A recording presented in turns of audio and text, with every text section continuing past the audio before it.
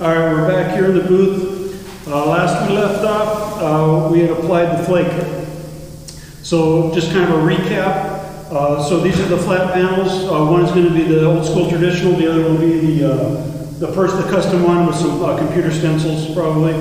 So we've already primed them, sanded it. Silver base. The silver base, since we let it sit for a while, we scuffed it a little bit and then reapplied one more coat or two more coats, I believe it was, of silver. Let that sit up and then did the flake the same day. All right, and we did, I believe, about 5 coats of flake. This is just a silver flake. Okay, I don't know if you can really see much of it in the booth here. But what I want to do is, since it's been sitting longer than 12 hours, it's been about a day and a half, I do want to scuff it a little bit before I clear it. So the next step is going to be about 4 coats of clear.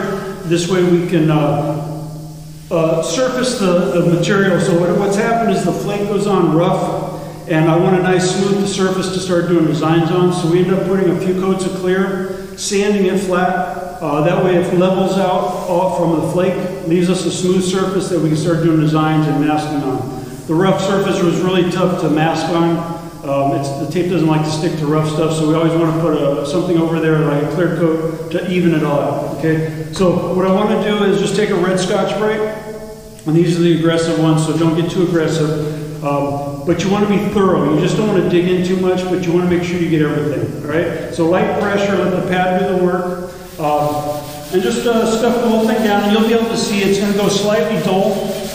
And that's what you're looking for. That way you know you have a little bit of a scratch in there to get this clear coat to hold on to. And you don't have to do a whole lot. It doesn't take very long. Like I said, you just want to be thorough and not skip anything, okay? When you skip parts, or if you don't do it enough, that's when we start having peeling or delamination problems, okay? So, scuff, didn't take very long, but it's ready to go. Now, I'm using latex gloves, so it has not been touched by hand since I sprayed the flake. So I don't want to use any cleaners, like a grease and wax remover. I blow it off, tack it, and do the clear. Okay? I don't like introducing chemicals if I don't have to. They could interfere with the adhesion if you don't get it all off. If it dries on the surface and leaves a film, you might have delamination from the cleaner also. So I'll just tack it off and start doing clear, like I said, about 4 coats. And so the next thing you'll see is clear. All right, what's going on, everybody? We're back here in the paint room, getting ready to mix up a little bit of clear. Where we left off was in the booth. All the panels are flaked. So this video is being used for 3 different series, so it'll be the same mix though, whether it's skateboard or one of the flat panels. So we're ended up putting 4 coats of clear. Fairly decent coats. You don't want to go on too dry because we're trying to bury the flake. Okay. Now I'm going to be using the same gun I used for I think it was the silver, which is this DeVilvis Techna. It's got a 1.4 tip, so it's good for base coats and clear coats also. It's not the same gun we used for the flake though. That was the 3M gun with the 1.8 tip. Okay. So you have to choose the proper gun for the materials that you're trying to spray. All right. So what I'm doing. Again, with the PPS, you want the outer shell, and I've got a new liner. Use a new liner every time you do a color. And what I'm using is clear coat. So this is just a shop line, JC 7200, and the hardener that goes with it. Okay. This is the slow hardener, so it'll slow down a little bit. It is hot out. It's about 90 degrees out. So I don't want it to dry too quickly. You want to leave it wet on the surface long enough for the solvents to come out. If it dries over on the surface too quickly, then you'll end up trapping solvents, and as it's drying, the top will dry up, but the solvents still want to come out. But if the top is sealed off, they can't, so what they do is they cause little blisters or little bubbles, and it's called solvent popping. So if the solvent makes to the top and escapes, it leaves a little bit of a crater. If it stays in there, it will leave a little bit of a bump. Okay, neither one of them you want. So you want to make sure that you're picking the right hardener and clear to use for the right conditions and job you're doing. Okay. Now, mixing ratio for this is pretty simple, and I can kind of look at the cans to kind of deduce how it's going to be mixed. This is how they sell it, right? So this one is twice as large as this one, right? So this is twice as large. It feels like it's hardened up probably. So it's going to be twice as much as the clear as it is the hardener. So this is a mix 2 to 1. So 2 parts of clear to 1 part of hardener. Okay. Not all clears are the same. There's a lot that are 4 to 1. Some of them use reducers. So you always want to make sure that you're looking at the instructions on how to mix it. Don't just guess. Don't just pick up a can and assume it's going to be good. You got to know the proper reductions, proper mixing ratios for what the product is that you're using. Okay. So I'm going to end up making a full cup of the clear. So yeah, this is already bad. So what happens is, for hardeners, a lot of the hardeners, once they've been opened, air and moisture enter into the can, and it's usually fine if you use it up, in a few weeks, a month, or whatever. This has been sitting since we've been out on the lockdown, the quarantine. So this has been a couple of months probably since anybody's used it, and it's already gone to jelly. So it gels up and it's no good. So we've got probably about a quarter of a can. It's no good. So hopefully I got some more outside we'll grab, and then we can proceed. Okay.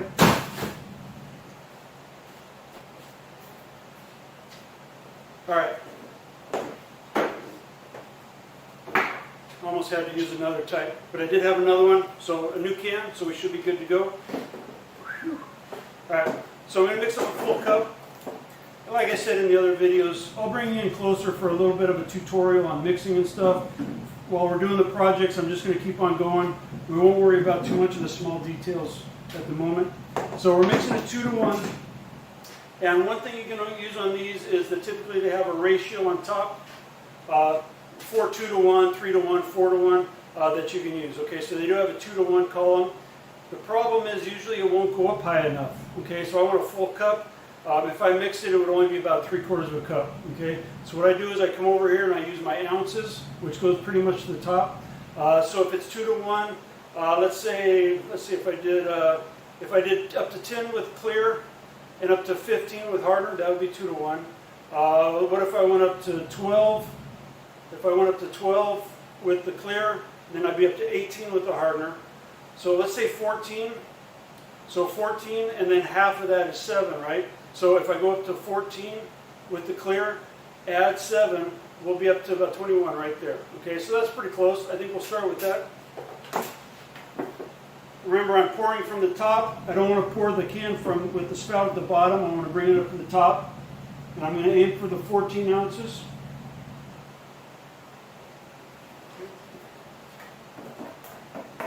And remember, always put the cap back on when you're done using it. Even though you might use it again shortly, keep it capped up. That keeps the dust out of it. If somebody comes along and bumps it, it keeps it from spilling. And also keeps the moisture and air out of there, okay? So, hardener, when I say we're going up to 21,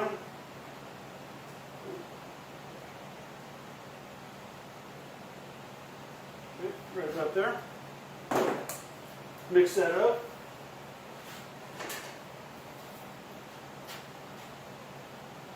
And that's it. So it's just a 2 to 1. There's no reducers or anything else that goes in it. Very simple. But again, remember, not all are the same. So as I was looking for another clear, I just found this one. This is another clear, same brand, shop line. It's a PPG product. But this one's mixed different. This is mixed 4 to 1. This is the hardener. And then a half with the reducer. So it's a different mixing ratio. That's why you want to make sure you've got the right ratio for the product you're using. Otherwise, it may never dry. It may dry too quick. It may not work as it's supposed to if it's not mixed properly. Okay? So, paint's mixed. I'm going to pop a top on there, put it on the gun, and the next thing I'll see you in is the spray booth spraying.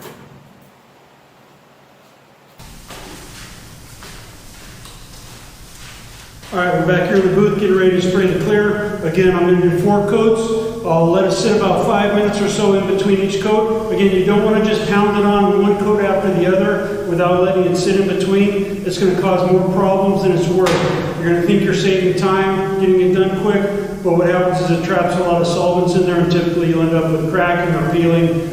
It's better to wait in between coats to let the solvents evaporate. Okay, so I'm going to tack it off.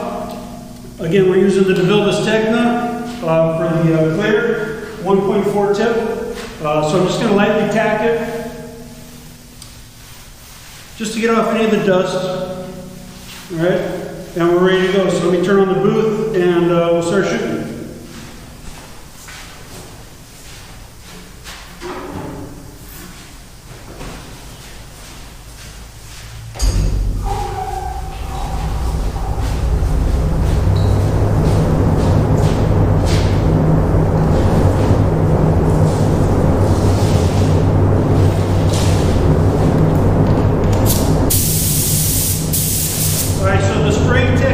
Same as we did for the silver. All right, so we want about maybe 8 inches or so away from the surface. Again, you don't want to get too close, otherwise you'll flood the surface with too much paint. If you're too far away, it'll go on too light and you won't build up enough material. All right, so I want to start off the panel, work my way across, and stop off the panel. Don't start in the middle here and end right here. I want to go from end to end, completely off the panel. Okay, watch my overlap as I move down. How much I'm moving each time. Watch my speed. And as I'm spraying, I'm watching how it goes down so I can adjust my spraying technique. If it's going on too dry, I might want to slow it down or get a little bit closer. If I notice it's going on too heavy, I might want to back up a little bit or go a little bit faster. So you've got to watch what you're doing as you're spraying it. And this is good practice for the next layers that come, right? So as we get closer to the end, it becomes more and more critical that your technique is good, right? So the primer, we can get away with a little bit of poor technique. The flake and stuff, a lot of it gets hidden. But as we get into the designs and the final clears, you want to have a good technique so the product comes out nice, okay?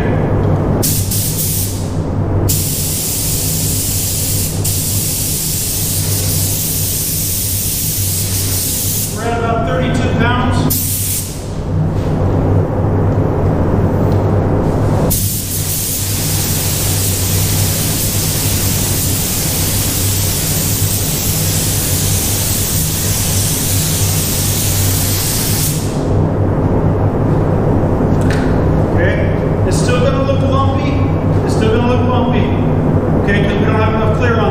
But again, you want to build it up slowly, just like the flake, we built it up slowly, okay? So we're going to let this sit for about 5 minutes, and what it's going to do is it's not going to completely dry, but on the side of the bench, you want to touch it and check. If it feels slippery, it's too wet, all right? If it's completely dry, you waited too long. You want to find it just in the middle, and it's going to start getting tacky or stringy, okay? If it gets stringy or tacky, it's ready for the next coat, okay? But don't get on it too soon. All right, we'll be back for the next coat.